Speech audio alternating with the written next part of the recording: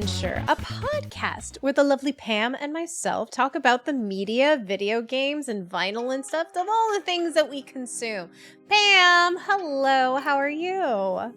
Hi, Michelle. I'm doing very well. How has your weekend been? My weekend has been good. I've been, oh my god, what have I do? I've been going to Asian stores. I went to a video game store today. Didn't buy anything because there was nothing there, which is fine. No need to spend money on that right now because we're spending money on sake and stuff. And Silksong. We're going to talk about Silksong today. I'm putting it up in the front. We're putting it on talking about Silksong. I haven't beaten it, but that's okay.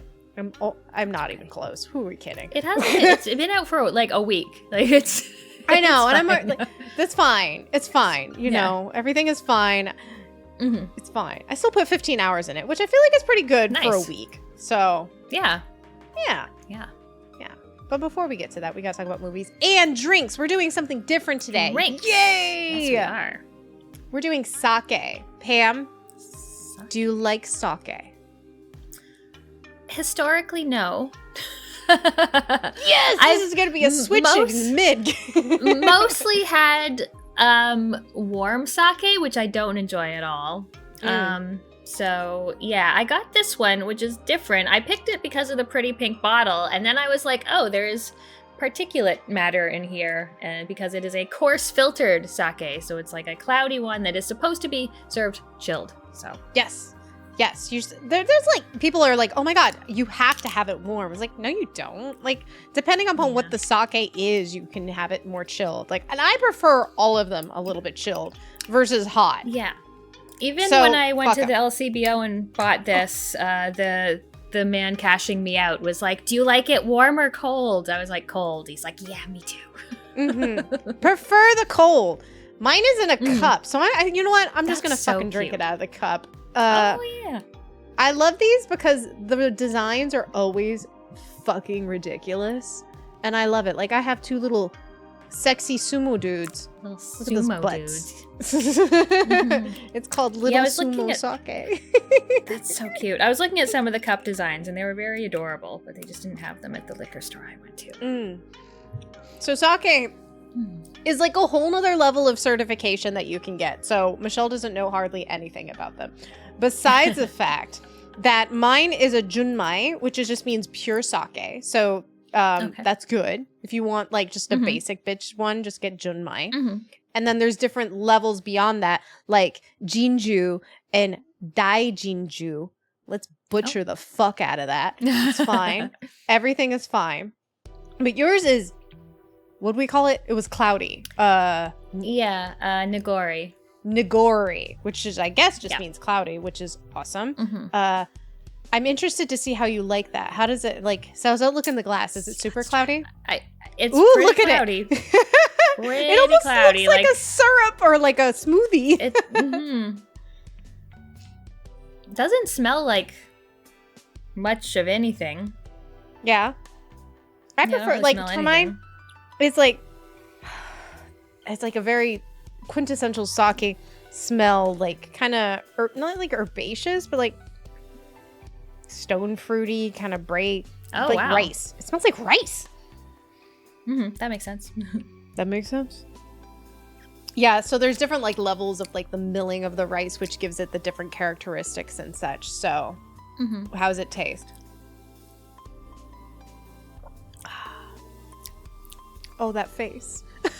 Not my favorite drink. What about it? Do you like? Is it not sweet? Is it not? Is it too sweet? Is it weird? I wouldn't call it sweet at all. Like, it's got a little like milkiness to it, but it just kind of tastes like.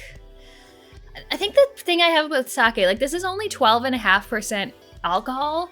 And to me, when I drink this, it tastes like I'm drinking something 40 proof. Like, all I taste is alcohol. I don't taste much else. That's okay. We can, add a little orange juice and just add, or actually, I like to add grapefruit soda sometimes to sake that I don't like. That makes it good. I do have some Fresca.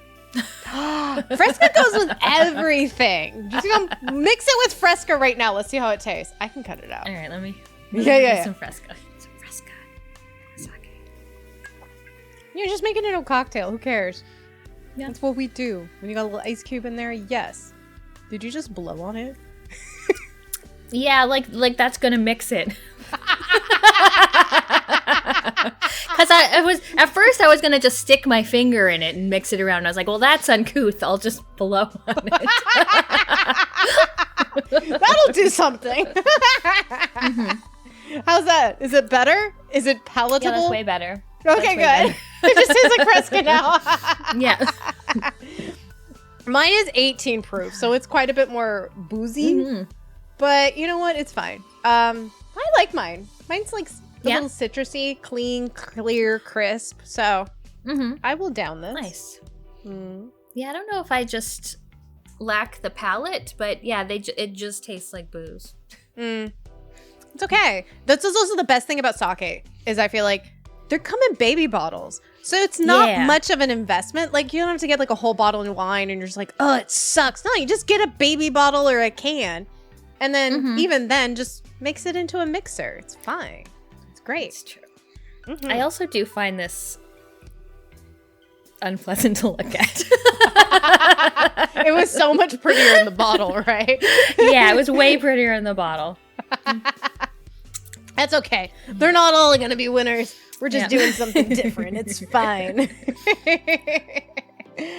So yeah, we're drinking sake, and good God, Pam and the Criterion Channel over here just killing it. So much on the Criterion Channel. So much. Dylan you go will first, always Pam. find us something new to watch. So the first one I watched is Quiz Show, which is, sorry, let me just bring it up so that I remember, is directed by Robert Redford. It's from 1994, and it's the story of the American game show 21, which was revealed to be fixed. Like, it's a true story. So it's about John Turturro plays the original longtime winner of the quiz show, and then people get kind of bored with him. Like, he's kind of awkward and Jewish, and people in the 50s are like meh. And then Ray Fiennes comes in, and he's like this handsome debonair one, and he becomes the new guy. But then there's someone from someone from the government, like the FCA or the whatever, someone that does and so he starts investigating, looking for signs of scandal, and it's just like a very good, like well-paced, well-scripted, well-acted, just like a very solid movie. Is Robert Redford also in it, or did he just directed it?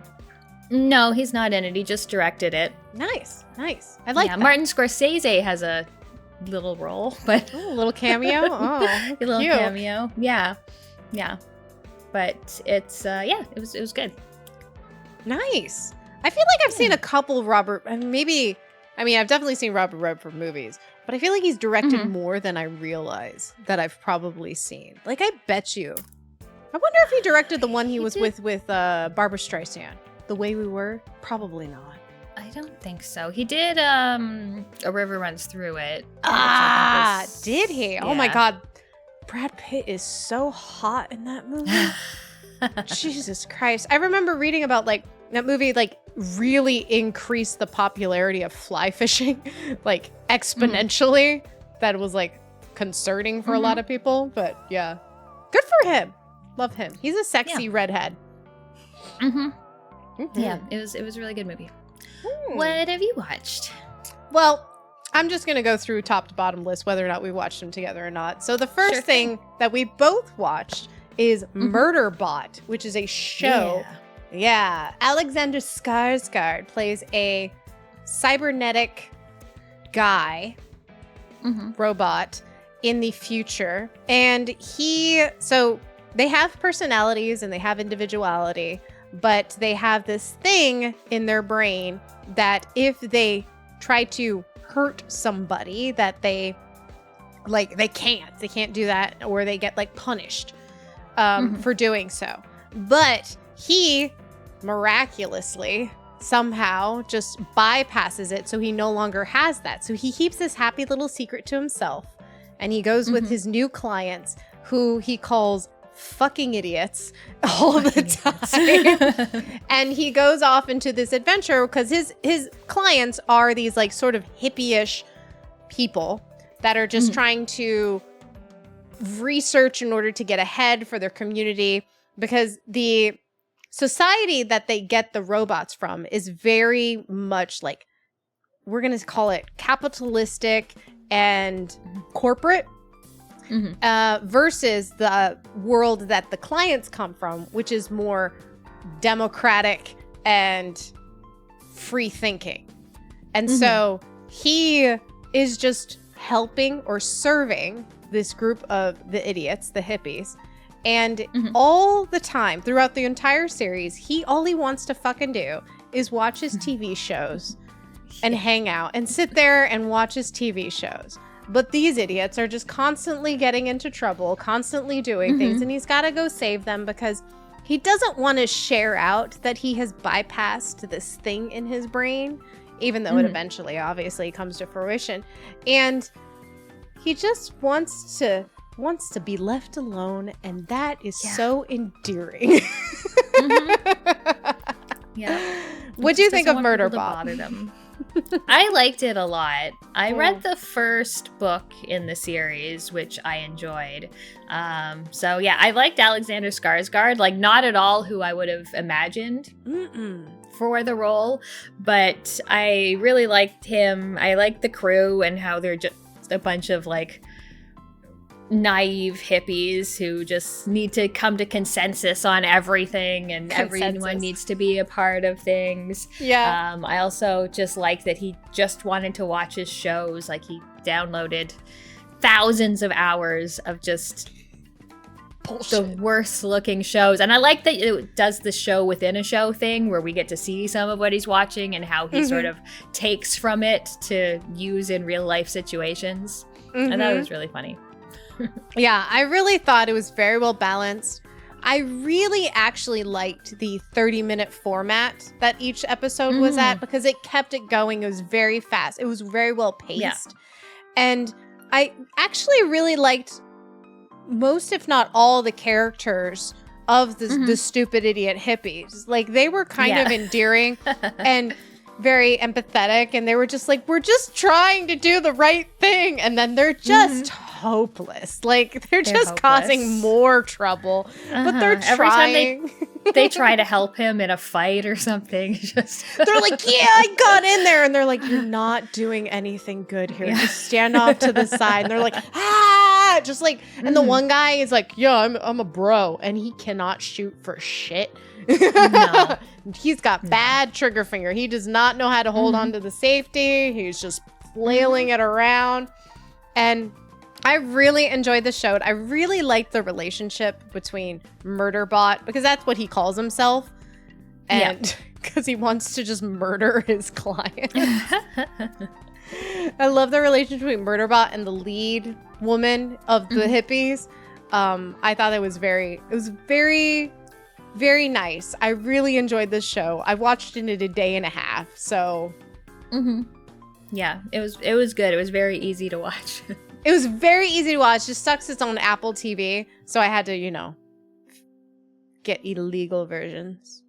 But it's fine. Everything is fine. Yeah. So watch Murderbot. I think they renewed it for a second season, so that's nice. I'll see it in like 5 years. I find Apple TV actually has a lot of really good TV series. Like, not enough to pay for it for a whole year.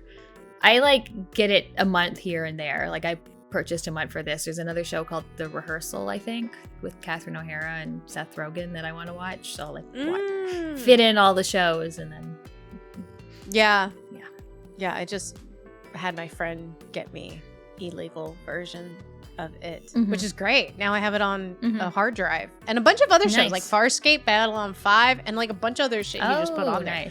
So I was like, okay, cool, this is great. So yeah, Yeah, I was very pleasantly surprised. I'm so glad you watched it. And okay, but the most disappointing thing, let's be real. Naked Alexander Skarsgård with no penis is just a travesty. Travesty, right? It is. Ugh. It is always weird when you see him naked and he's just a Ken doll. Yeah, I'm like, where's my penis? Also, I loved that they met that one character who was like, do you think he has a penis? Imagine all the things a sec-bot could you do with a penis. And she was just like, he's so attractive. I just want to like grab his penis. And the woman's like, what the fuck? Like, what? You're so weird. And she's like, just fixated on his penis. Mm-hmm. But he has no penis. Oh, man needs a penis. What else have you been watching, Pam? So I watched another movie that was a strange one. It's called Miami Blues. It's 1990, directed by George Armitage, and it's got Alec Baldwin, and he's just gotten out of jail, and he's a shitty person. And he meets Jennifer Jason Leigh, who is like a pretty young prostitute, convinces her that like he wants to be with her and he's turning over a new leaf and he's like a good guy. And then Fred Ward is a LAPD cop who is after them. And it's very strange. Like, it's all very pastel, like kind of not LAPD obviously because of Miami, but whatever. It's all very like pastel, like kind of Miami Vice-ish. It gives me a bit of a Coen Brothers feel where it's like goofy but also pretty fucking dark at the same time. It was a very strange but enjoyable movie. Now, when you say strange, you mean just strange like in terms of the way it was formatted, or strange in the way the characters were? Like, just the way the characters were, how the story went, the story of this guy who's a really shitty person, kind of like stumbling into fortune and losing fortune. Yeah, it was strange. He starts pretending to be a cop to do his crimes. So he'll come up against a crime scene and be like, freeze! And then if like someone's robbing a store, he'll just like take the money that they took and he'll run away with it. Oh my god. Yeah. Was he at least like you have a shitty person, but they're at least endearing? But then you have shitty characters who are just like, you're just fucking annoying. Like, what spectrum? He definitely was charming, but I wouldn't call him endearing. Like, he's still like a shit person. And like Jennifer Jason Leigh, you want to be like, girl, get out of there. Why? I feel like she also makes bad decisions in like Leaving Las Vegas. I think it's that one with Nicolas Cage. Is that Jennifer Jason Leigh? I think it is. Where she just stays with Nicolas Cage and Leaving Las Vegas. Like, why, girl? Oh, just leave bad relationships. That's Elizabeth Shue. Yeah. Fuck. Whatever. It's fine.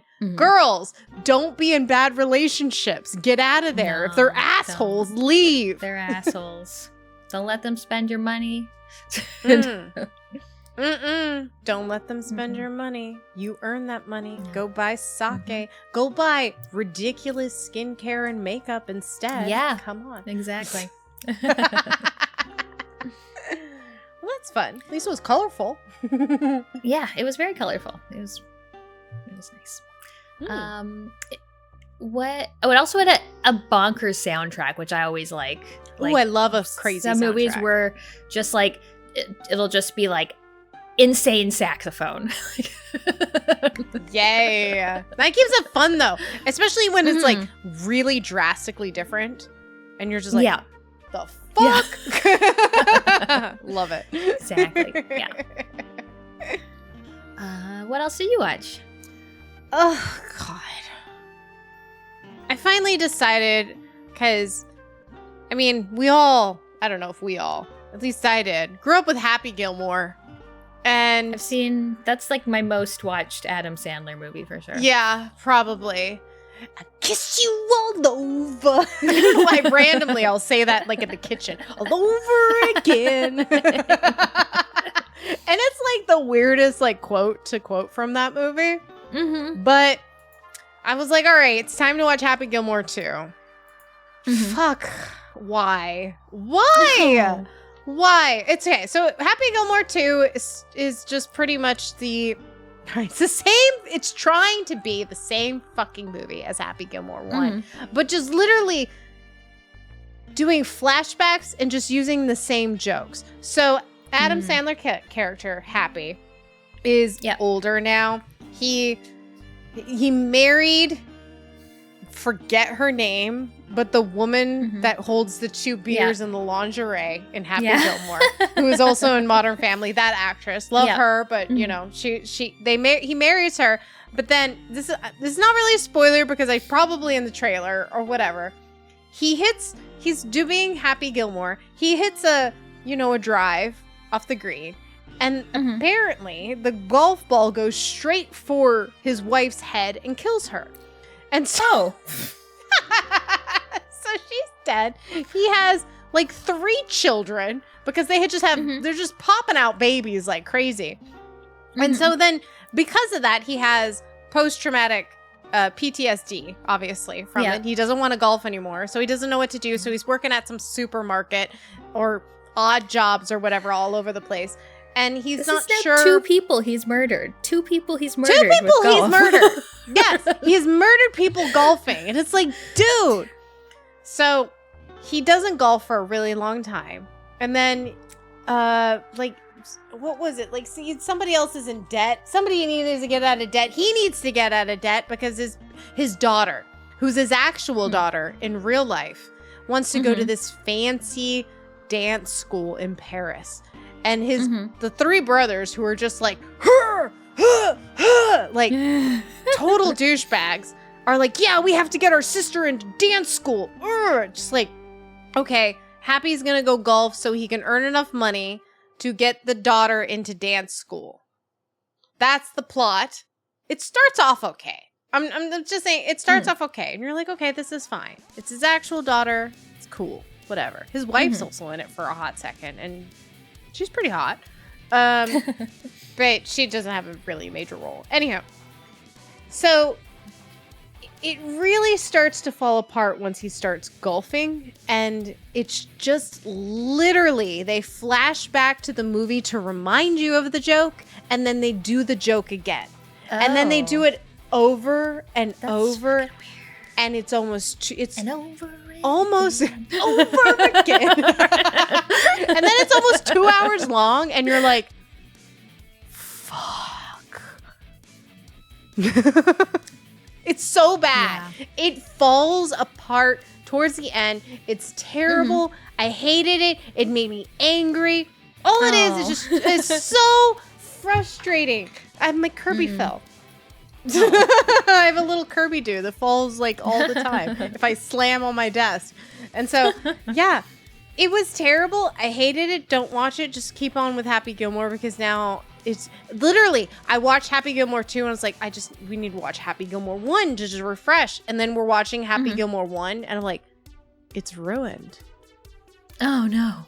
It's ruined for me now. Oh, that's bad. Yeah. It's bad. It's bad. Don't watch it. Don't watch it. All right. Don't watch it then. Don't watch it. Don't let it ruin it for you. There's no reason. It's so fucking terrible. And then fucking Shooter McGavin. What was the point? He was in a mental institute, and then he's out of the mental institute, and then he's friends with Happy Gilmore, and then he's not. It's like, why? All of it was pointless. Absolutely fucking pointless. Ugh. Made me so mad. And then they just like brought back characters, and I mean, it's very well known that Adam Sandler just puts in his friends in his movies, right? Like all the time, just because like, hey guys, want to be in a movie? Like grown-ups or whatever. Netflix keeps giving me money. Like, yeah, very obvious in this one, and I hated it, and I never want to experience it again. Hated it. Awful. Pass. That's what have you watched? I watched a really cool horror movie called Cure, which is directed by Kiyoshi Kurosawa. It's from 1997. Oh my God. Okay, I just have to say, I was literally watching a YouTube video today, and I put this on my watch list because it was talking about this guy directed the movie Sweet Home, which is the inspiration for the original game Sweet Home. They made them, like, Sweet Home was released right before the game Sweet Home, and they were like, and Cure is his, like, pinnacle movie. I was like, oh, this sounds cool. I'll put this on my watch list. I totally didn't realize that that's what you watch until just now, because this is Sweet Home, the Famicom game where I couldn't get past the first fucking room. So anyhow.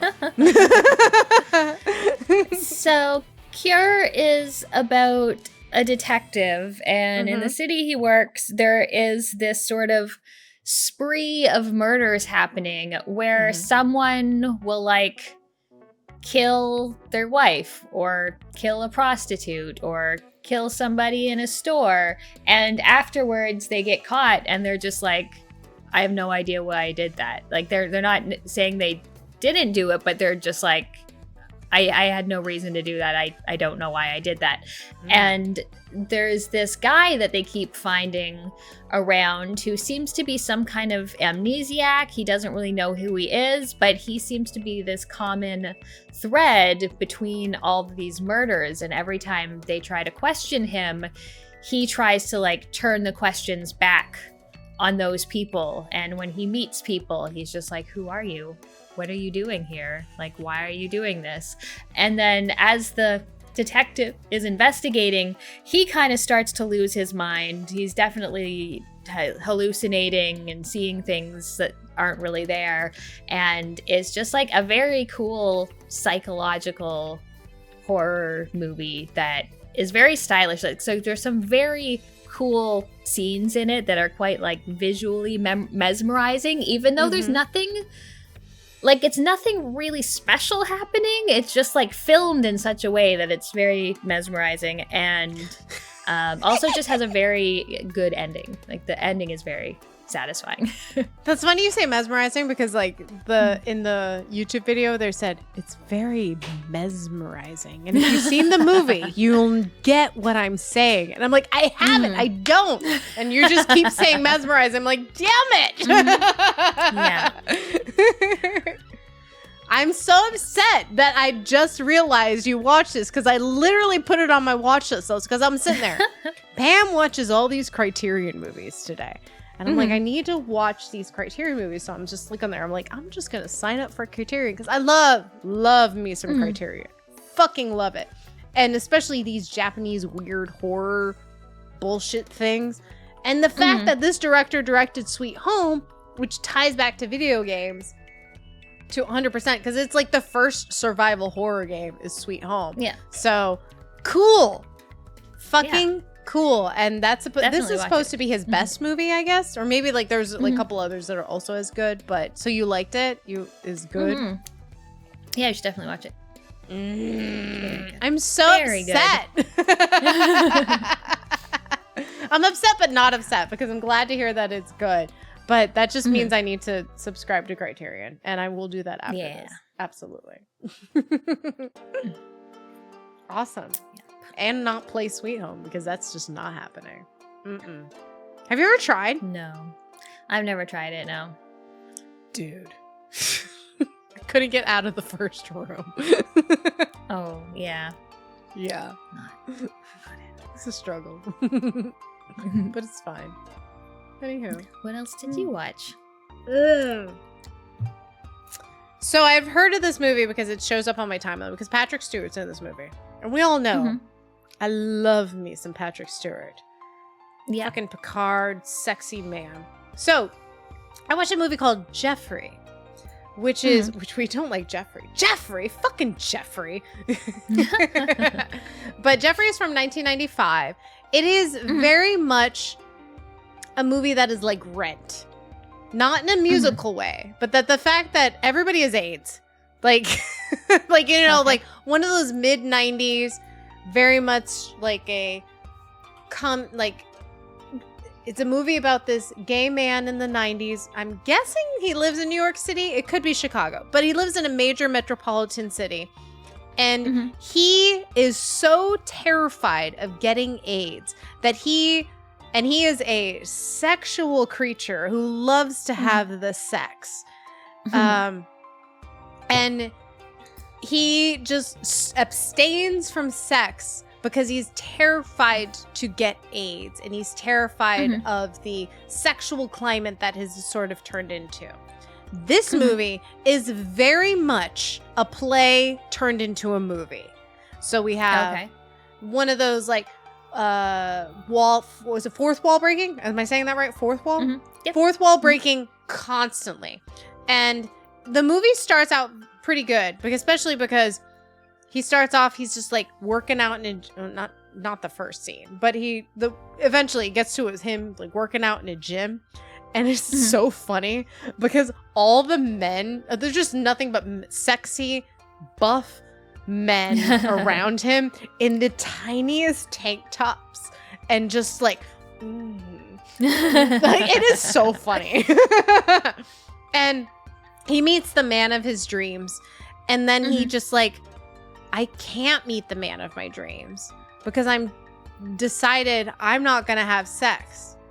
And so he commiserates this with his BFFs, Patrick Stewart and his boyfriend, whose name I don't remember because you're with Patrick Stewart, you don't matter. But but Patrick Stewart plays this fabulous older gay man with a lot of money. And every scene that he is not in is a travesty. Just like not, it's just, why are we watching it if Patrick Stewart is not here? Because Patrick Stewart in playing a gay man, oh, it's good. Oh, it's good. But then he's not in the scene and oh, it's bad. Oh. Yeah. So the biggest issue I had with this movie, first off, I love me some 90s gay movies. Love it. I live for this. The main character is insufferable. Oh. He sucks.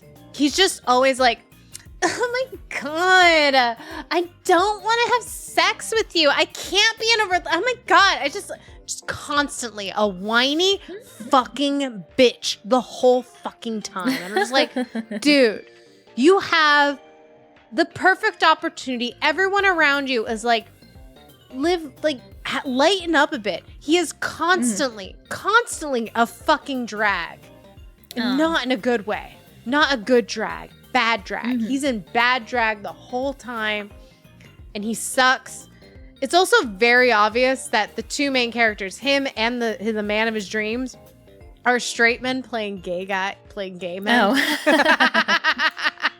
The only one who pulls it off is Patrick Stewart. And oh my God, him in a pink shirt and a pink beret going, do you love my t-shirt? Don't you love it? Walking around. Oh, fucking love Patrick Stewart. Oh, he's so fun in this movie. And he's so in love with his little gay boyfriend who's in Cats. But he's just like going nowhere in life. He's like, and the gay boyfriend's like, I'm in Cats. I'm doing nothing. And look at me. Look at the way I live. Anyhow.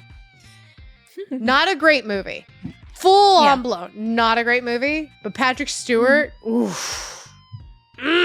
Nice. I love him in everything. Even like when he in Dune, like when he just runs out with his pug and so good. He just saves the pug. Oh my God, I love that scene. That was like my phone screen, like my phone home screen for the longest time. It's just him holding the pug going, ah! Anywho, not a great movie. But you know what? I watched Patrick Stewart be fabulous, and that was totally worth it. So, there we go. It's totally going to be like, you know, the break between movies and games. It's Patrick Stewart being a gay man. What else have you watched? So, the next thing is last Friday, I guess, Dylan and I had one of our drunken triple features where we watched 3 movies in a single night. So this was our last movie to wind down the night. We watched Final Destination Bloodlines, which is the newest one in that series. Yeah. Have you seen any of the series? Dude, I cannot. I watched the first movie like a billion years ago, and they stress me the fuck out. I cannot handle these movies. They the Wire, like I remember it was the first movie. I don't know, but the Wire. Oh no, not for Michelle. Yeah. So I've seen 1, 2, and 3. Yeah. Which I liked. Like, I like the idea behind them where people are supposed to die and then death, you can't escape death. So death is going to come and get them no matter what. I thought that this new one was the best one that I've seen so far. It was really cool. It opens up and the big disaster at the beginning. Is it the Space Needle? Like this, they're in Seattle. So did the Space Probably Needle? Space Needle. Yeah. So so there's all these people and the opening of this, and the lead has a premonition. Oh, this happens like in the 50s or 60s. Has a premonition of like the glass floor breaking and then an explosion and everyone dying. And so it's a really cool, well done, disaster at the beginning. Also, it has that song Shout. You make me wanna shout. It's like really good, like a live performance of it, and it sort of plays throughout the movie. And then later on, it's the woman's granddaughter who she now realizes that everyone in the grandmother's bloodline and in the bloodline of everyone who didn't actually die in this Space Needle accident because the grandmother warned them, death is after all of them, after their kids, after their kids' kids. Damn. Yeah. Death is mean. So it does a good job because it does more characterization than most of the movies. Like a lot of them, you get these character and it's like, I don't give a shit about this character. They're just kind of an asshole. But you actually, learn about them and their families and what's going on. So you care about the characters more. But then there's also just all of those very satisfying, stressful, like, oh God, what's going to happen? Oh God, there's ice in the blender. Oh God, she's drinking the drink. Like there's just so many things where you don't know exactly how someone's going to die, but you know that they are going to die. And when they do, the deaths are gooey deaths. I can't handle it. Gooey deaths. Ew. Yes. Gross. Yeah, that's it was a lot of fun. Though. That's good. That's fun. Yeah, I can't. These movies stress me the fuck out. I just can't. And you love stressful things. You love stressful things. So it's like, oh, that makes sense. But like watching, like, it's embedded in my brain as many people. If I'm driving on the road and I see a truck with a bunch of logs on the back of it, I think that's from the second one. I'm just like, nope. I don't anything. Logs, a ladder on the top of a truck. Like, nope, bye. Nope. I am staying away from you, sir. I don't care if I'm going to go so much slower. No, sir. No. So, yeah, Final Destination is... How many movies are there? There's a lot. I think this was the 6th one. I'm pretty sure there were 5 before. Oh, yeah. God. There are so many. Devon Sawa was hot. Wasn't he in the original? Yeah, he was in the original one. I loved him when I was a kid. Yeah. Yeah. He was okay. I mean, he's fine. I feel like, okay. Peak Devon Sawa, Casper, right? Yeah, when he was like 14. And I was 12, so it's fine. It's fine. Everything is fine, all right? We're talking about like when we're at the point in time, not now, but in my mind when I'm 12 years old, Casper was the peak Devon Sawa. I always thought he was so cute.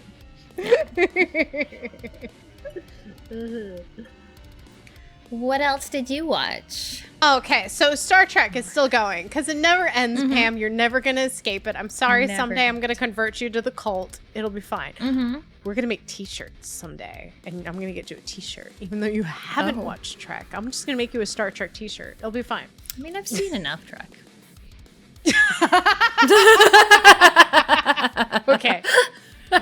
Sure. I watched Star Trek Strange New Worlds season 3. Just ended this past week, like the final episode. This is the good one, right? Strange New Worlds. It was the good one. Oh. Yeah. Yeah, this season kind of took a dive for me. So the first 2 seasons, great. Fun, interesting. They tried to do like different things with like, I don't know, different formats with a musical episode and a weird like fantasy episode or whatever it was. So it was great. But so this season, I don't know what the fuck happened. We had a couple episodes here. Like it started off okay.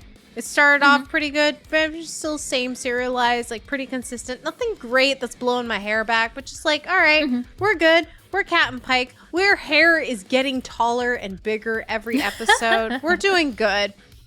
And then we get to mid-season, and we have a couple episodes where I'm just like, what the fuck is going on here? We have one episode where we talk about this new character that is introduced, and we don't like him because he's insufferable.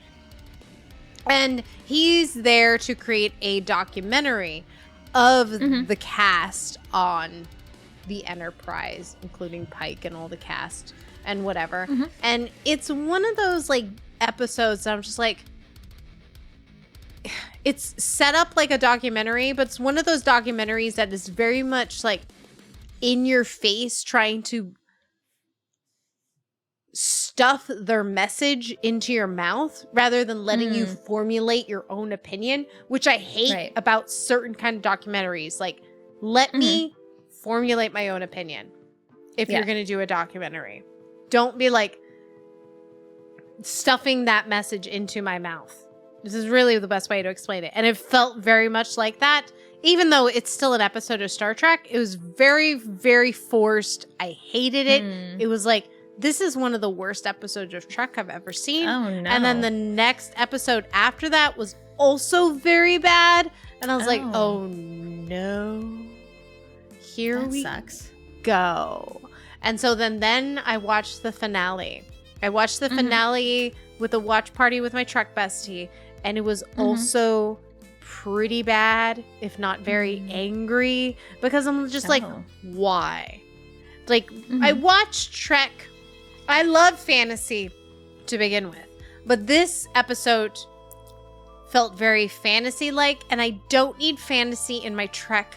I can get my fantasy from the fucking Final Fantasy bullshit that I play all the time. Like, I don't need fantasy and what-ifs and this kind of stuff in my Trek. Trek is about science, logic, and moral dilemmas and situational things, right?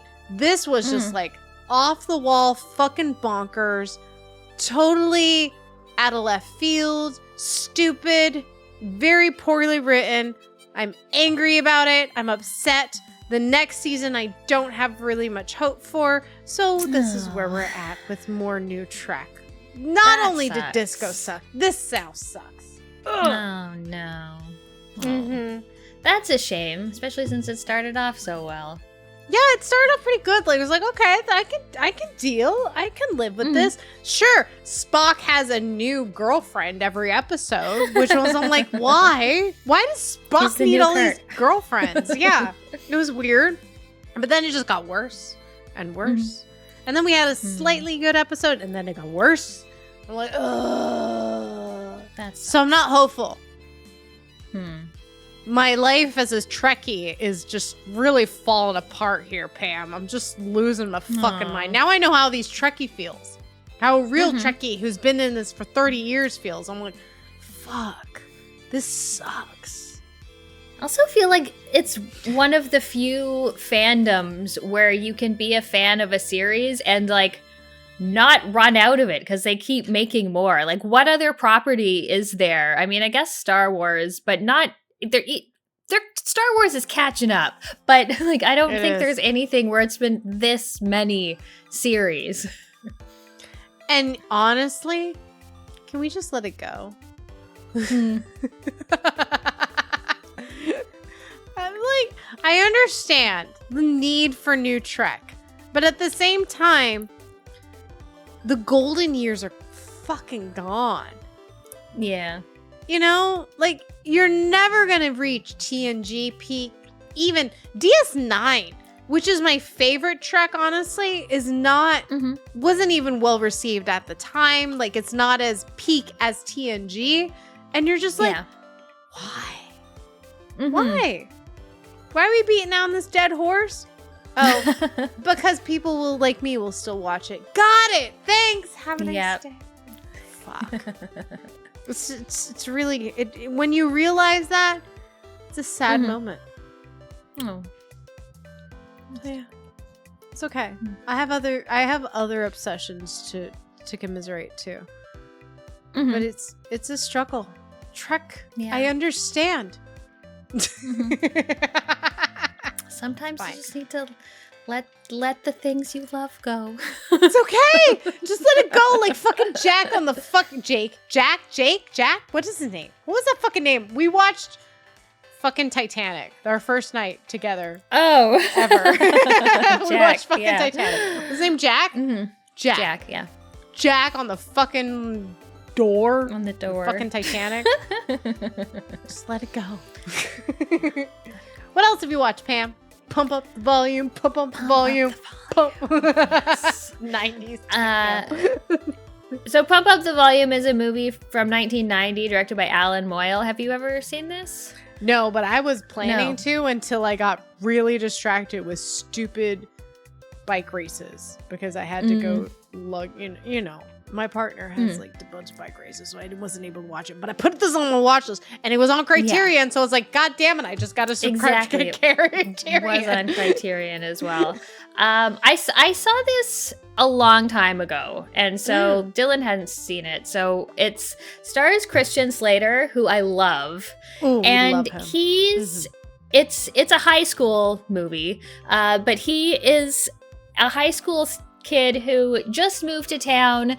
In reality, he's like very kind of mild-mannered, doesn't really talk to anyone, keeps to himself. But at night, he's got like a ham radio or whatever the fuck they're called, shortwave radio, and he's basically putting on a show every night where he's like a shock jock. So he's playing awesome 80s tunes and he's responding to listener email because all of the high school students are out with their radios listening to this at night in their bedrooms or out in the football field and like writing into him and seeing what he's going to say. And it's really nice. Like a lot of the people will talk to him about like real issues they're having with school and with life, and he's, you know, does a good job of like responding to them and trying to impart some wisdom. But then of course, the adults don't like it. The adults are like, this is a bad influence. These kids are listening to this guy. We got to find out who he is and shut him down. So it's just like a really good movie about sort of like the disaffected youth and how they respond to all of the nonsense from adults and the world and society, and it's a lot of fun. Is it like Flashdance, just a radio? It sounds like Flashdance, but just a radio. I'm not that familiar with Flashdance. Oh. I mean, it's really much the parents just saying, don't dance because it's going to make you cut sexual things. And you're like, fuck off. Well, the director of this also did Empire Records, which is kind of that movie. Similar, Oh my God, I love that movie.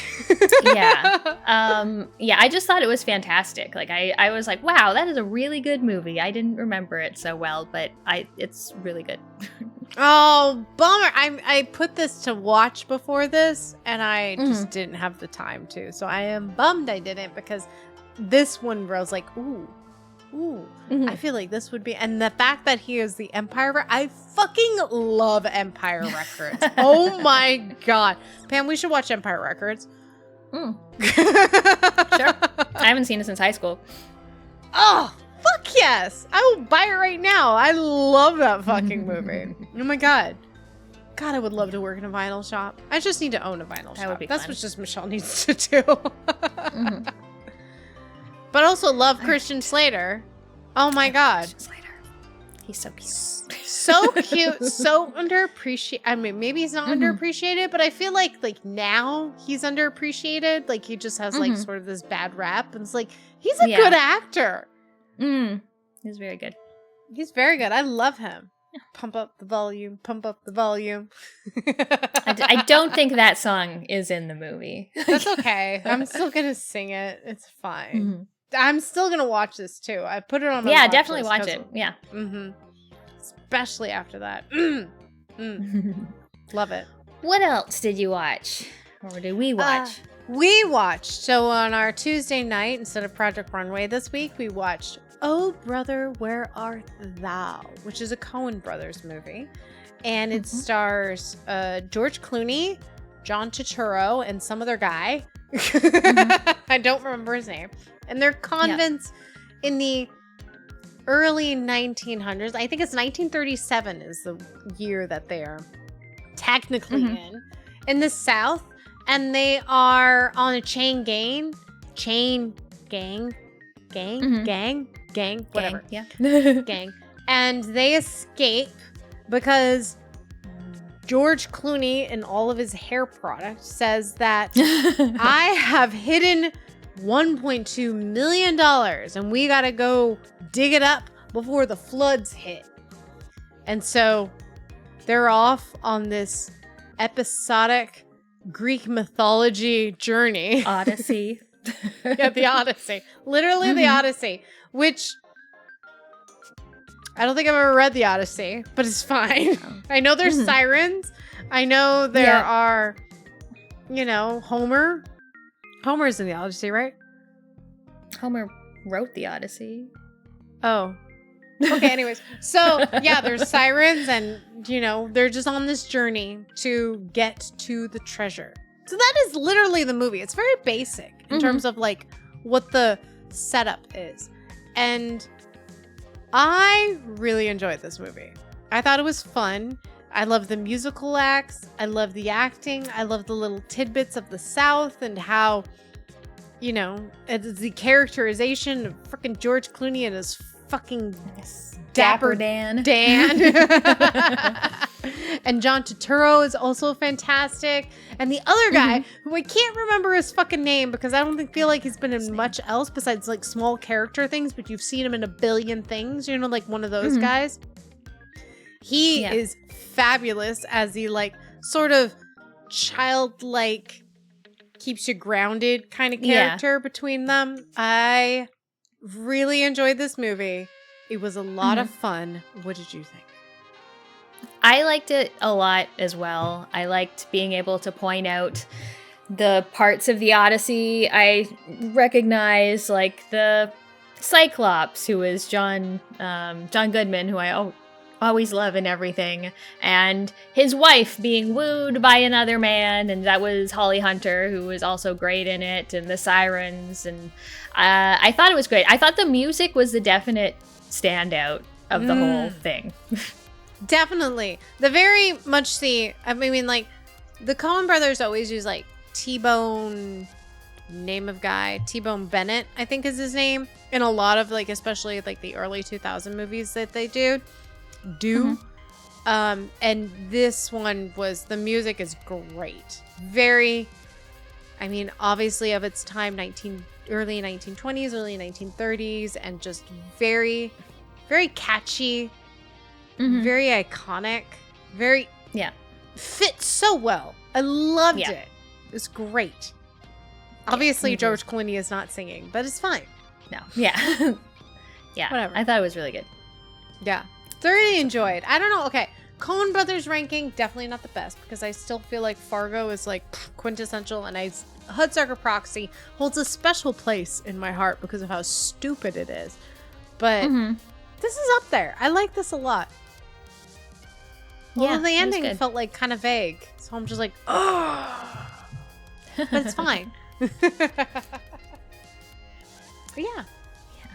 What else was the last one? Oh my God, this was last also, one. Why don't I realize which is on my watch list with you? So I don't know, because this is another one. Well, it's funny because Criterion had this thing this month, and it was nunsploitation, which I actually watched 2 other movies that I didn't even put on this list that fell into this. But the one I wanted to watch was Benedetta, and then it wasn't available in Canada.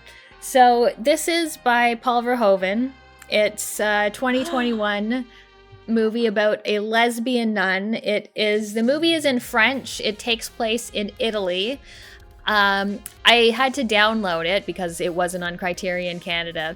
And the first version of this movie I downloaded had the worst subtitles I've ever seen. The worst English subtitles. They'd be referring to the main... It's like they put everything through like a random pronoun generator. They'd be referring to the main character, a woman, and in 3 consecutive lines of dialogue would be referred to as she, he, and it. When someone was talking to... like they were confessing to the priest, and it would say like père, and it would be like dad. Like, I don't think she called the priest dad. Like, it was just so bad. And like, I don't speak French, but I knew enough French to know what it meant 90% of the time. But then midway through the movie, it was like, okay, this is too much. So I went and I downloaded another version, which had much better subtitles. But it was just very funny watching the first half of the movie. Like, who are you talking about? Like. What?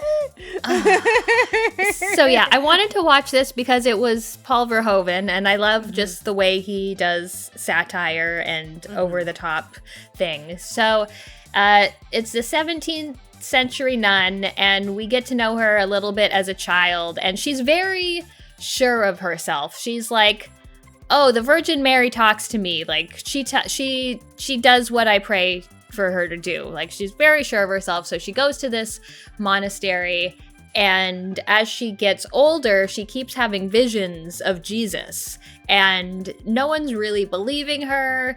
But then she kind of like starts getting stigmata, and everyone's like, oh, well, I guess this must be a sign. But it's like, is she doing this to herself?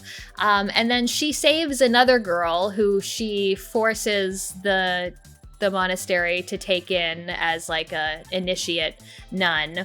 And this girl brings out the sexual side of Benedetta, because she's just like constantly like trying to see her boobs and stuff. And so finally Benedetta kind of gives in, and they have this whole lesbian love affair, all the while she's like the chosen one who's going to like save people, because this is also during the Black Death. So she's like, oh, as long as I'm alive, all of you will be saved from the plague. So it's just a very like overly sexual, over dramatic, but very funny at times, and just like entertaining kind of ride. Like, I wouldn't put it up there with like Starship Troopers or RoboCop, but it was a fun time. Real bad CGI when they use it, but Oh. I mean, I feel like Verhoeven's later films, like, the CGI gets kind of the less practical effects he used, and just like, oof. Yeah. Oof. Mm-hmm. But that's fine. Yeah. Oh, but it man. was I didn't fun. realize you watched that. I should have watched it. That's okay. It was fun, though. It was fun, yeah. I love Peter Verhoeven. I don't even care. Mm-hmm. So, like, even, like, what is bad movies? Showgirls? Fucking fun. Who cares? Yeah, that's a bad movie, but it's so bad. It's so bad. But at least it's fun, so we got that going for us. Yay. That's it for movies. We did it! Only an hour in. We're fine. Only an hour in. Yay! Now we're going to take a break to go pee. Drink break. And to refill my drink. Because I drank all my little sumo sexy dudes. Oh. Mm-hmm. And we're going to come back and talk about video games. So yay. Yeah. Yeah. Break. I wanted to do something. Something with a t-shirt. Don't you just love it? What am I doing? Video game times, Pam. Video game time. Video game times. Yeah. Obviously, always less. But we have a big one to talk at the end. So you go first. We What do. have you been playing? So I played a game called Heartworm. This just came out this year, pretty recently in the summer. It is very PS1 horror inspired. You play a young woman, and the story, I feel like I didn't know, like the game started and it was just like, okay, I'm sure I'll figure out what's going on as we go. And then I watched the trailer for the game and I was like, oh, that's what's going on. Like, why didn't you just tell me that at the beginning of the game? So this girl's grandfather died, and she's heard on these like early internet forums about this place where she can go to sort of like cross over and talk to the dead. So it's like a little Silent Hill, a little Resident Evil with like the fixed camera angles and going around corners and stuff, and then a little Fatal Frame because you're fighting things with a camera. And I thought the opening of this game was pretty good. Like, you're in a mansion, very like Resident Evil coded, solving like little simple puzzles and like unlocking things. It's spooky, but there's no combat yet in that first part. And then you do end up crossing over and fighting weird static monsters with your camera. I found the combat just completely weightless. It was just like, first of all, the controls, like you could play tank controls, we didn't. But that also caused other problems, like coming into a room and then immediately walking back out of it again because your camera is flipped around on you. Fucking annoying, right? Jesus. Yeah. So is it fixed camera? Like fixed camera sort of tanky? Fixed camera. Like Parasite Eve? Okay. Yeah. But you bring up your camera and it's just very like, click, click, click, click, click, click, click. Like, am I hurting it? Am I hurting it? I guess I am. And then it dies. And it's just, the combat wasn't very satisfying at all. And after the intro, it kind of forgets to be scary. Like, there was one or two enemies that kind of freaked me out, but otherwise it was just kind of like just doing a lot of walking through fields and buildings and things, and I don't know. It struck me as one of those, like, you like the PS1, right? Here you go, games, and it just, I don't know, I'm over that. So it's a new game in a PS1 style to give you that nostalgia. Yeah. I don't know how I feel about some of those games. Yeah, I don't know either. Also, like, you have 6 inventory slots. Oh, fuck off. If you're gonna fucking give me quality of life stuff. Like, give me more than 6. Fuck off. Yeah, it was just sort of like, meh. Like, my favorite my favorite game that's been of that style is Signalis, which I thought did it really well and also had its own kind of art style. This just felt very like, I'm a PS1. What was that one game that you played and, oh my god, it was like platform, it was like a platformer or something like that, and you're like, it's like a new, no, it was Chronicle a Metroidvania. Yeah, it was a Metroidvania. It was a Chronicles one. Whereas, like, it's a new game, but they kept everything like it was released in 1992. And you're like, but why? Why, but game? Why? Why would you only use 2 face buttons and bind everything to various combinations of those? Like, why? Why would you only have 2, 4, 6 inventory slots when you have a billion things? Like, that is the worst part about any of those old games. Like, I get it. Why they did it then, because of space. That was a thing. Yeah. But we're in an era now that we don't have to worry about that. Inventory management is bullshit. Yeah.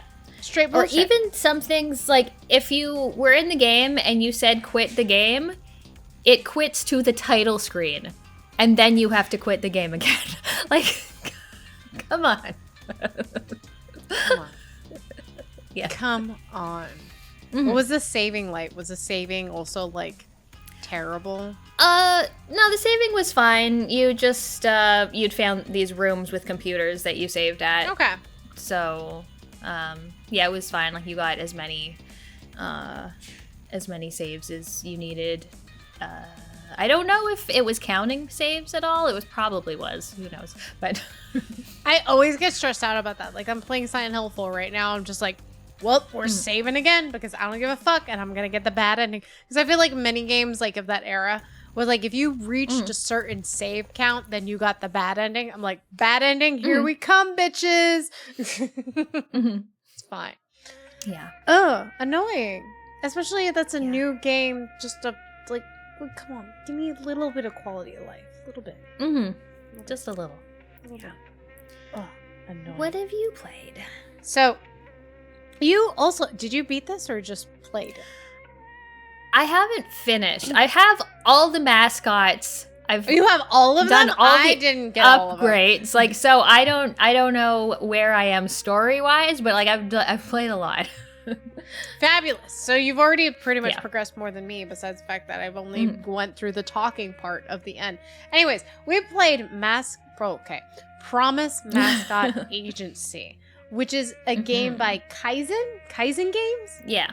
Kaizen Game, which is Kaizen Gameworks, which made Paradise Killer, which we both played and both loved. I love Paradise Killer. This is very different than Paradise Killer. So drastically different. You get thrown into, so you play Michi?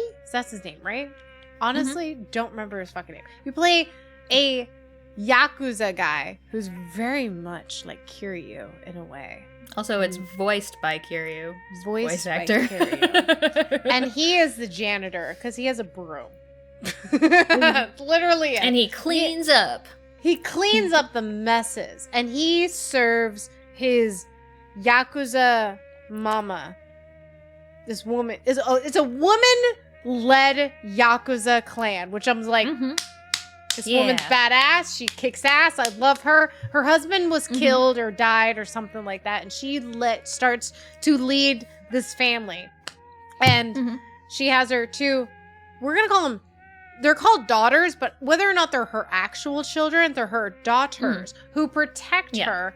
And in this world, in this fictional world in Japan, there are things called mascots, which are just these weird mascots that are like weird furry thing. Like, is this a furry game? It's like a furry game, but just like they're part of society. They're accepted. It's fine. They have these weird jobs. So you as a Yakuza guy are you and your hot blood brother, apparently hot.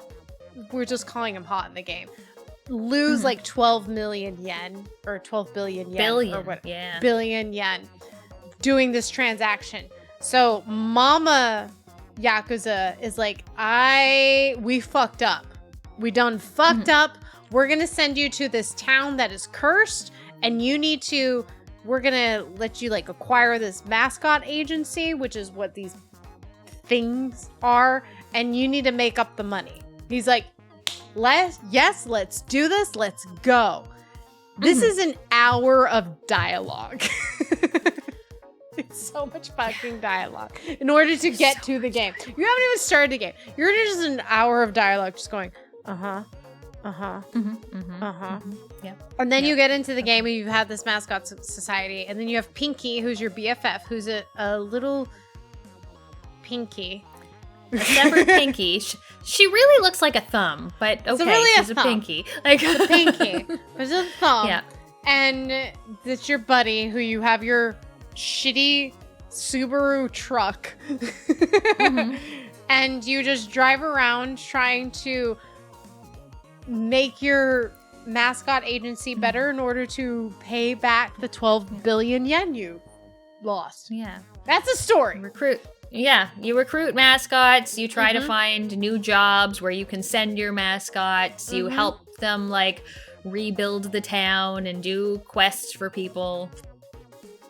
Yes, absolutely. First half of the game, the first hour of the game, just push the A button or X button, whatever button it is. Just keep going through that dialogue.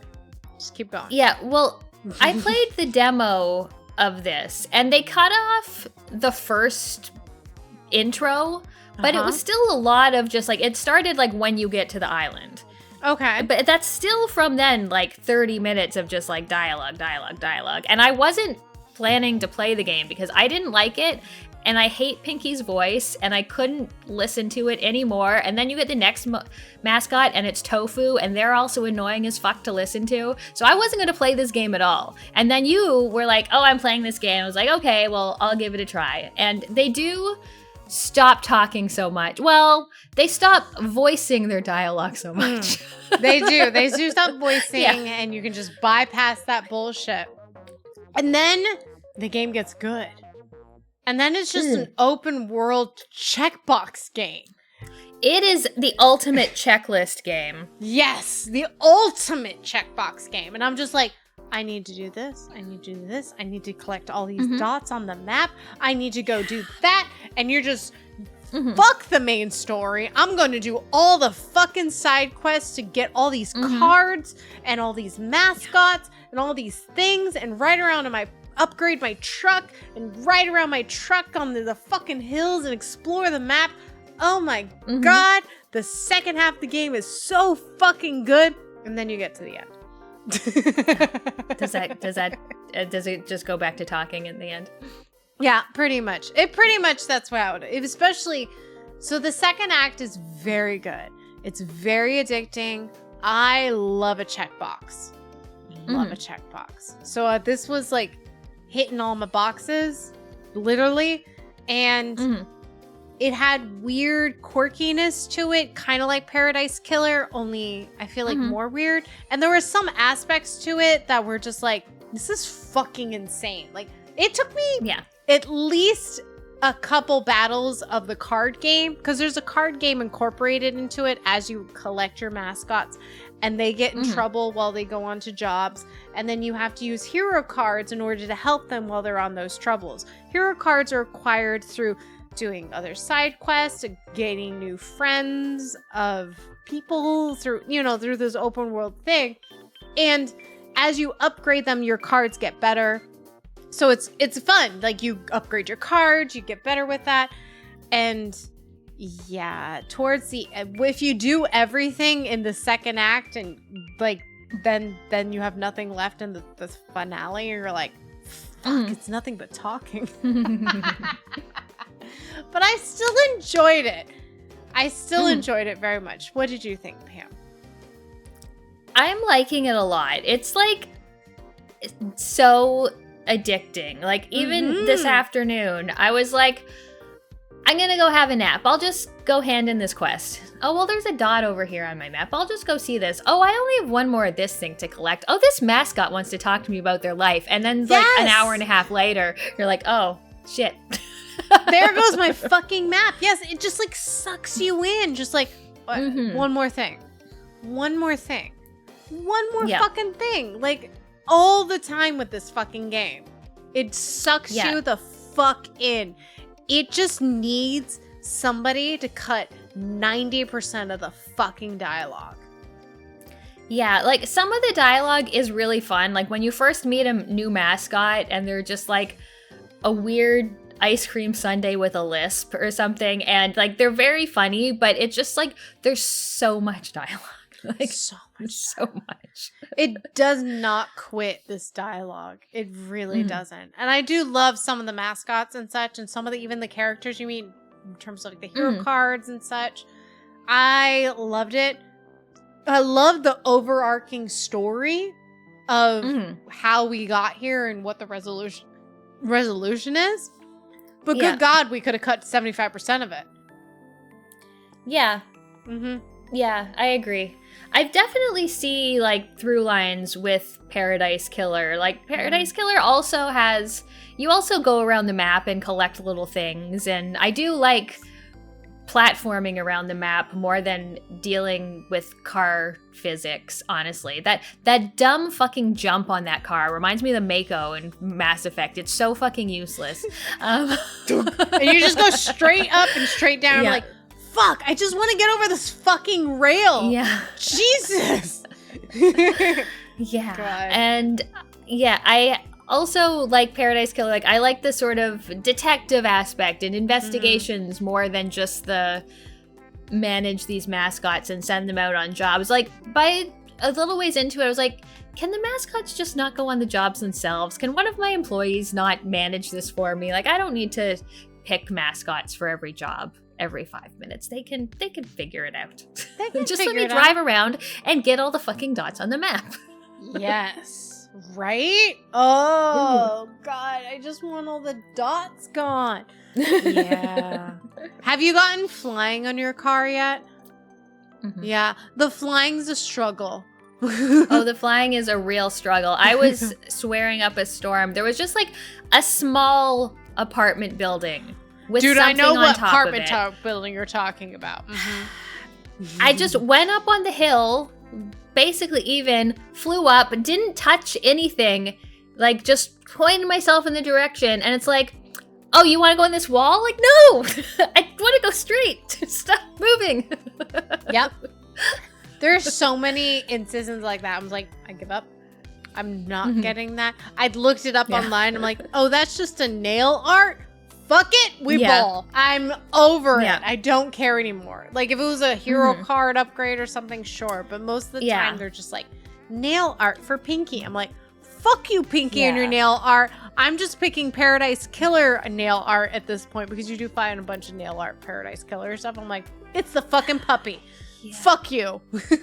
Yeah, I think it is interesting that your one decorative thing is nail polish for Pinky's nails. I think that's pretty cute. But this would be a game I would go for 100%, but I have no interest in doing races, and I have no interest in playing the crane game 7,000 times. Fuck, I played the crane game once. Especially, they introduced the crane game pretty late in the game. Yeah. It's pretty late. And I'm just like, no. Absolutely not. All these, I almost completed all of the dots. And then once you get the crane game, they implement more dots. And I went, nope. Nope. No, sir. I will not be doing that. No. We're just going to finish this game. And I still thoroughly enjoyed it. It's too much game. They definitely needed an editor. But it was fun. It's fun. Meaty checkbox. It's a lot of fun.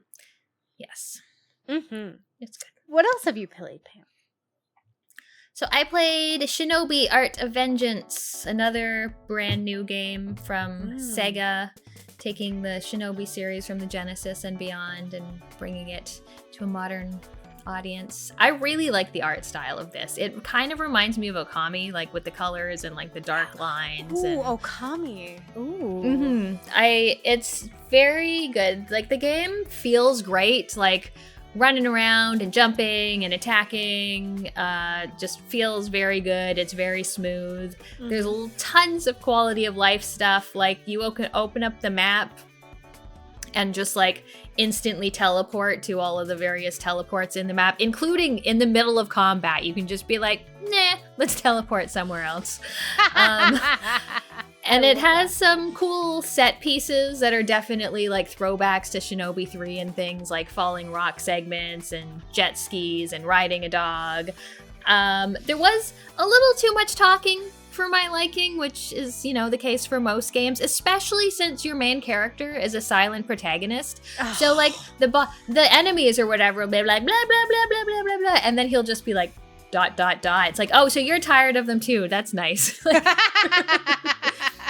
It feels really good to play. The only thing I didn't love is that they didn't just make it a straight like left to right platformer. They made all the levels kind of windy and like here's a locked door, go hit this switch and this will open that door, and then go hit this switch and this will open that door, which I found just kind of tedious. Like, it made the level design seem less special. Like, you run into places like in the first level and it's like, oh, I don't know how to grapple yet. So then as you go play through the game, then you get your grapple with the idea that then you go back to level 1 to go find whatever collectibles and upgrades and stuff there was, which I was never, like, I just did every level once. I'm like, I'm not going back once I've already been there. But it felt really good. The boss fights were fun, but I just felt like the sort of Metroidvania light kind of level design didn't really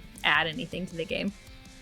Is that the same as, like, the other Shinobis?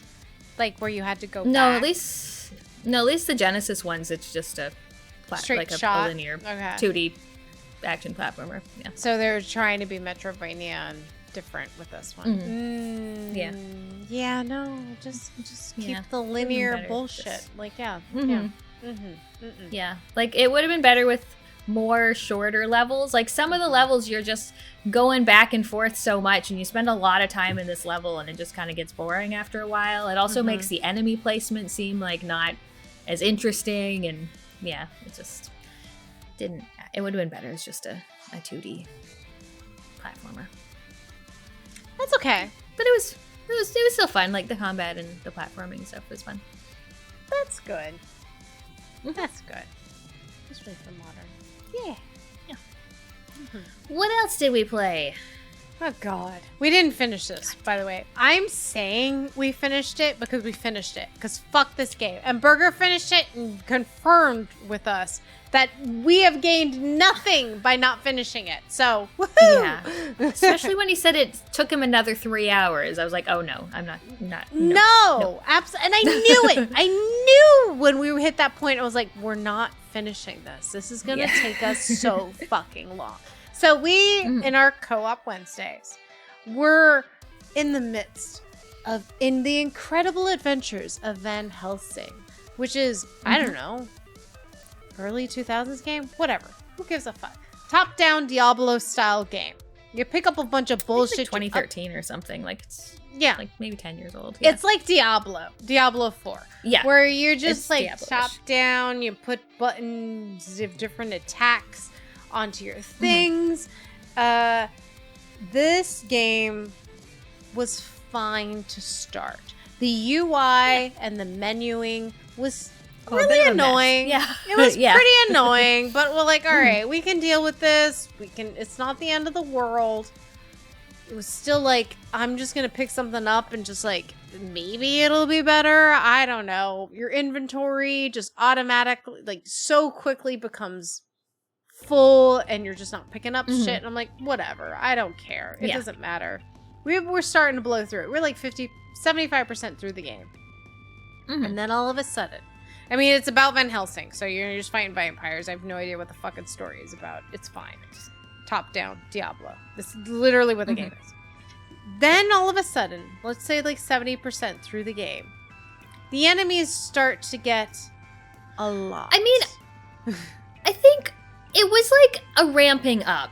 Like, even in our first, like, after our first session, we're like, man, we just keep group of enemy after group of enemy after group of enemy. Why do these enemies take so long to die? But it just, like, reached a crescendo in that sewage plant or pits or whatever. It came to a point where there was enemies non-fucking stop. And you're thinking, like, World War Z levels of hordes of enemies. Hordes of enemies. Hordes of enemies. And you're just like, what? I can't beat these guys at all. Granted, the menuing sucks. So maybe we could have been done better in terms of, like, you know, our upgrading builds and whatever. But yeah. Or maybe it was, then we thought, like, okay, maybe because we're playing 4-player co-op that there's this many enemies. And then Burger finished the game single player and it said, it's the same amount of enemies. And we went, oh no. It is an insane amount of enemies. Like, yeah, there's 4 of us. We'd run into a group of like 12 enemies. Each of these 12 enemies, like, if we were to focus them, would probably take, if every single one of us were to focus one, it would probably take 20 seconds for one enemy of these 12 enemies to die. And then as we're like whittling this down to 3 or 4 enemies left, another 12 enemies come in. And then once they're down, you walk 10 feet and another bunch of enemies come. It's like there's just not a single bit of downtime to just like, I don't know, explore this level, open some chests, look at your loot, talk to an NPC. It's just like enemies on enemies on enemies. And then you're getting to this point where they're teleporting after you. And they're you go into the level and you're immediately attacked by a horde. And you're like, can I just stand here for 2 seconds to figure out where the fuck I'm at?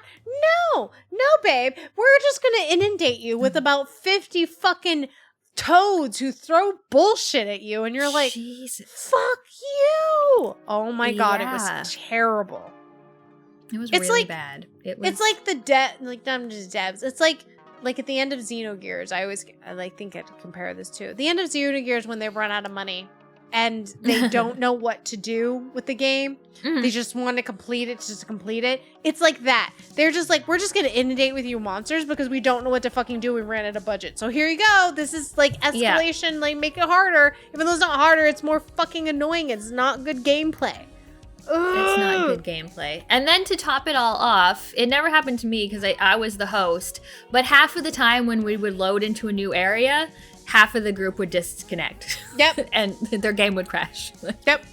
It's like the last session we had, my game crashed at least 5 times. Every time we load into a new area, we're like, oh, we crashed. Here we go. Going back in. Granted, it was very easy to get back into the game, but still, it would crash every single fucking time. And you're just like, ugh, annoying. And yeah, the menuing was so bad. It was so convoluted. Oh, I was so frustrated with it because, like, I know we should be doing and focusing on these things and these skills, but it's so difficult to understand. You have your other bullshit girlfriend who's got all your stats and skills, but it's just as convoluted. So then you look at your party, there's us 4, and then about 7 other more people because you have girlfriends. And then my character, you could have multiple girlfriends because it would just like accumulate the same girlfriend. So it's like we got a party of 10, but they don't do anything. No. It's just everything took so long to kill. And it was awful. I don't know if we should try like maybe because we bought the bundle, maybe 2 or 3 is better. Like maybe we should give 3 a shot or something. But I was pretty disappointed because it's really hard to get good 4-player co-op games. So this was at least one where we weren't like, nope, this sucks immediately. It was like, okay, this is fine. And I'm just upset that we couldn't finish it because it was just so frustrating. It was so frustrating. And we couldn't. So also the menu system for the actual main quest was very convoluted and very difficult to understand because we were like, we just need to find. You couldn't tell which one was the main quest. You can't tell what's the main quest. No. And then you couldn't tell if you're actually doing the main quest or like, we need to find Sven or whatever the fuck that last main character was. Yeah. And Bretta. Fucking Brenda. Fucking Brenda. And it was so difficult to navigate and figure out. And we're just like, we can't do this. I was like, guys, we can't do another session of this, of us running around for 3 hours fighting these things for literally an hour trying to fight off all these monsters and just eating up all of, just dying. Oh, it was terrible. Terrible game. Sad. Pam, are we ready? Yeah, I'm ready. Let's talk about Silksong. Let's talk about Silksong. Silksong finally came out. I was so excited. I took Thursday and Friday off work so I could just play Silksong. I was a total lazy slug. I did not work out for a week. I'm just like, I'm playing Silksong. And then taking a break because my hands hurt. And right? Yeah. My hands also cramped up at one point and I needed a break. So Yeah. I get the way I hold my controller, I get like a little sore right here. I just like hold on that I get controller. it like right on the outside of it because I'm just like, yeah. Yes.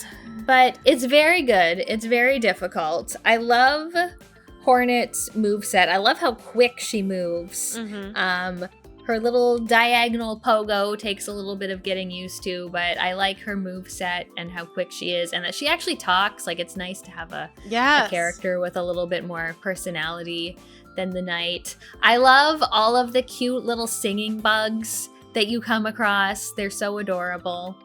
And the world is great, like very large and interconnected and full of little shortcuts and secrets and things to do. And then some very hard boss fights.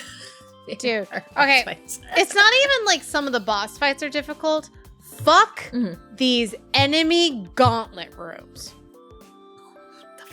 The wave rooms are... The wave rooms are the like, worst. The absolute worst. And there's so many of them. Especially when I think back onto whenever I played Hollow Knight. I'm very bad at these games.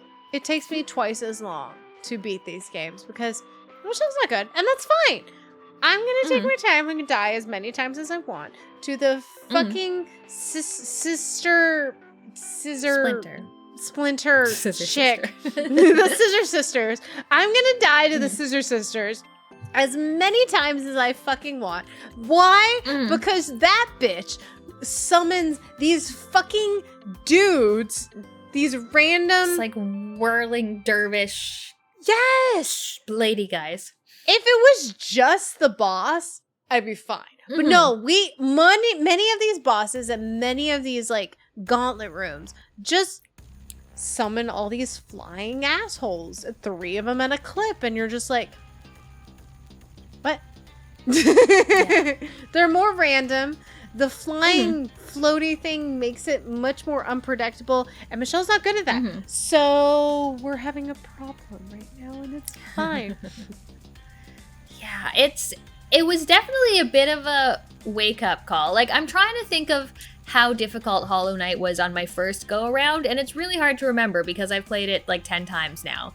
But when I got through the tutorial and like Moss Mother, I was like, okay, everything's fine, no dying. And then the very next boss that I fought was the Bell Beast. And when it hit me for 2 masks, I was like, oh. And it took me like probably 10 attempts to kill that boss. And I was like, oh, this is not what I was expecting. Like, this is why am I dying so much? You only played 10 attempts. That's cute, Pam. Yeah, I found there was definitely some really difficult. Morwing was my first, like, this is too fucking hard. But like the fact that they do 2 masks of damage to you, even if you just like kind of hit them a little while they're stunned, it's like, okay, come on, this is not necessary. I feel like for the most part it's a good challenge. I felt like after I finished Act 1, I kind of got a little break where it was like, okay, this isn't so bad, until I found the worst room. But yeah, I like that it's got the different crests, so you can kind of build your own play style and figure out, like, is it better to have more reach or more silk or be faster? I love the Wanderer crest for just like wandering. But yeah, the world is my favorite part, just like it was in Hollow Knight. Just like all the little nooks and crannies to find and various things to buy with the rosaries that you don't get nearly enough of. Fucking rosaries. I mean, I do like the addition to creating a string of rosaries, so then you're like, I like all that. right, That's nice. I got 200 rosaries. I need to go find a string dude, or however many I have, because I don't get far enough unless I'm grinding to actually get enough rosaries. I'm like, I'm just gonna accumulate all these strings and eat up the 20 that it takes to keep here, because who gives a fuck? I'm gonna die. I am going to die, so therefore I must do this in order to save my rosaries. So definitely love that aspect, because I don't think that was in Hollow Knight. You only had like the bank part in Hollow Knight, right? Yeah, there was just the bank. Yeah. Which was sketchy because they did steal initially for that, and then until they stole, and then you're like, oh, okay, it's fine now. But yeah, I really enjoy Silksong. I'm just really bad at it and slow because I'm still in Act 1. Trucking. That's fine. It's fine. That's fine. It's fine. How long did you say you played? 15 hours? Like 15 hours. That's not much. I finished Act 1 at 20 hours. So yeah. Yeah. I just finished today. Like, I still have a lot to do. Like, there's definitely still areas I haven't been to, bosses I haven't fought. I have to figure out just how to open Act 3 in general, but I did beat the final boss today. Did you have any pickups? Because I do. I have no pickups. Hold on. So, I got Oblivion, which you look at this and you're like, how the fuck is that Oblivion? I don't know. I've never played Oblivion. I always assumed Oblivion was like much more brown. Like, right? Well, there's a lot of brown, but then you open it up and you're like, oh, it's a Grateful Dead scene. Yeah. Right? Or it looks like Avowed. Avowed is like the rainbow mushroom Oblivion, but I don't. Very much so. But yeah, so this is Oblivion vinyl. Because Oblivion just released the, what's it called? Remake. The remaster? They like released within 2 weeks. It comes with this happy little thing. I'm always so impressed with all of the extras that this group has. And I got a very fun purpley swirl. Oh, nice. Very nice. There is a Polymedia charity stream coming September 27th to 28th, noon till noon Eastern. We're going to be raising money for Doctors Without Borders over at twitch.tv/Polymedia. Yes. Network. Polymedia Network. Yeah, so if you have extra money, if you want to watch people stream some games, we're doing some live podcasts. I'm going to be playing some games. I'm going to be playing Blasphemous for a couple hours. Michelle's going to be playing D. We're going to do a live point and drink episode. And plus there will be lots of other things like live Poly Kill and live We Got Goosebumps. Yes, it'll be a ton of fun. So definitely join us. September 27th? 27th and 28th. 27th. Yes. Absolutely. And come hang out. Live stream. Yeah. It'll be great. It'll be fun. Yes. We won't complain about Oblivion. It'll be great. No. Yeah. Yeah. Right. We have to pick a drink for that. We'll have to figure something out. That's true. Yeah. All right. Thanks for listening. We'll see you next time. Bye-bye.